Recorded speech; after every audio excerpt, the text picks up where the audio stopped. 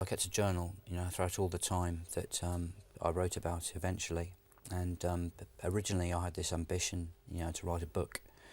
But then, the more I wrote, the more I realised that me writing these journals was altogether something different, and it became an attempt at catharsis to try and process the past and hopefully to come to terms with it. And you had some extremely difficult moments which you write about in the book, and one in particular during your tours of Iraq and Afghanistan was in Iraq, where you came face to face with an 8-year-old boy when you were at a particularly low point. Just describe what happened. Yeah, that incident happened a few days after my girlfriend at that time had ended our relationship on the phone. So I think quite a few soldiers can appreciate how that can play with your head, especially whilst you're in an environment like Iraq and Afghanistan. I have to be honest, as I was in the book, I was doing top cover on the back of a snatch, and we pulled up to a traffic junction, and I looked down and there was a boy, I'm guessing about 8 years old, and he was holding a pistol pointed at my face, and I didn't do anything because as I remembered it, it was almost as if he could release me from what I was feeling at that time. However, when I was talking to a psychologist afterwards, not just about the incident, about a number of other incidents, especially in Afghanistan, I also realised that he was an 8-year-old boy, and who wants to kill a little boy? I didn't, so I didn't. But and in the end, you stared him out. Yeah, that was it. Yeah, that's just it. I just stared him out, and I think that freaked him out because he wasn't expecting that. I'm gonna guess now. I see his little hand, starting to shake, and then our vehicle just pulled away, and our little private moment was gone. You came close to being killed on many occasions, and you saw a lot of conflict, in particular at Forward Operating Base Inkerman. Yeah. And you describe in the book about almost like an addiction when you get into a live firefight, the need to shoot a gun. Yeah. Can you describe that? Because I'm sure a lot of people can relate to that when they've been in theatre. Yeah, absolutely. I think any soldier who's been in contact will not need me to explain how it feels. But I could only describe it as a very violent affirmation of life. Which is very difficult, I'm sure, when you come back home. Yeah, absolutely, because for a reservist soldier, you're not dealing with life and death on a daily basis, and you kind of get used to that experience being normal. You have to, in order to operate out in Afghanistan as a soldier. So you get used to that reality, and it is reality out there. That's normality out there. And then you come back and you have a few weeks leave, and then all of a sudden you find yourself, sitting at a desk on your own in Canary Wharf, in my case, surrounded by people who, through no fault of their own, have not the faintest idea what you've been through, and actually, beyond a few, like probing questions, and in some cases ghoulish questions, aren't really that interested. Really, that was my impression. And all of a sudden, you just find yourself completely alone, and that can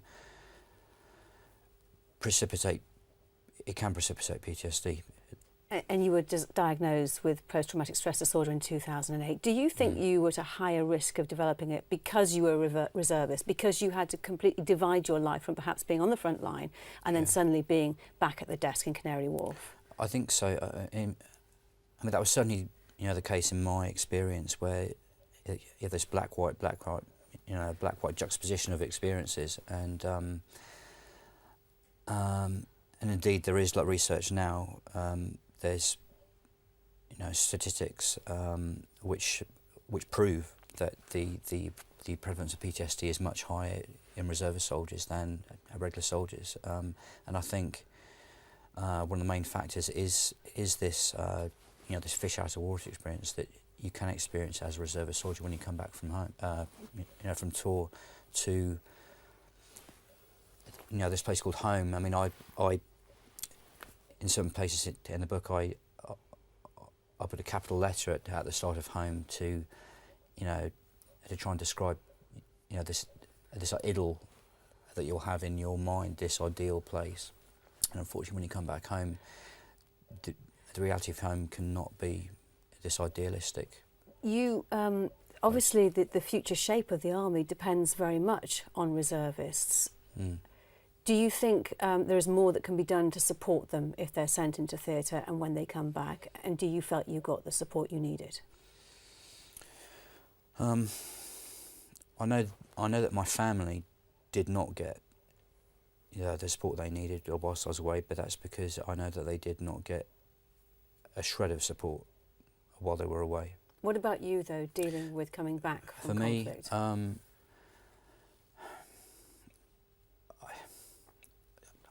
to be honest, I'm not sure what can be done, because if you're a reservist like soldier and you do a tour, you do your few weeks leave, and you have to go back to your civvy job.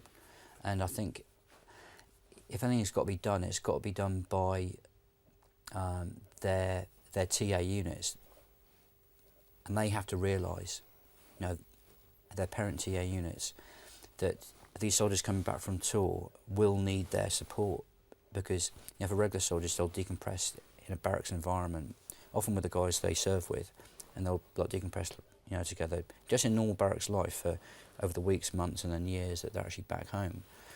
For reservist soldiers, they'll never have that.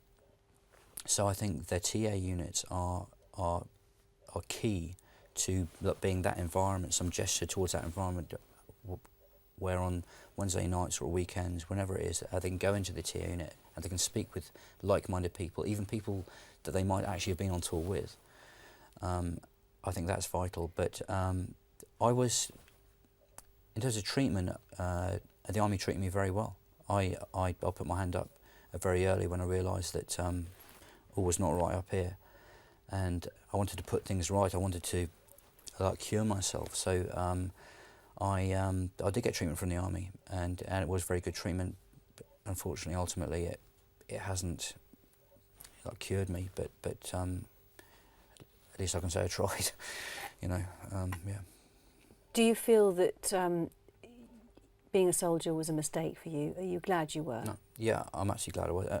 I couldn't have done anything any differently. I was brought up in a military family, and I was the eldest of two brothers, and I shouldered all the expectations of living up to, trying to emulate my dad, my mum, my grandfather, my aunt, my uncle, my cousin, all these towering figures when I was a little boy. So I've been brought up to revere achievement in the military world, and so I can have no regrets about what I've done, because I think that way even more madness lies. And what about the book? Has it helped you deal with what you've had to cope with? I think it's hard to say, really, because now I've written it, I don't know how I would have been if I hadn't written it. I hadn't written it, so I think it has helped. Certainly with certain key things in my life, it's helped to provide a measure of catharsis, and it's helped me make sense of certainly the relationship which split up whilst I was in Iraq, which ended whilst I was in Iraq. So I think it has helped, but I realised that I was naive to think that it might just be a magic wand and it would get rid of everything, because nothing in life is as simple as that.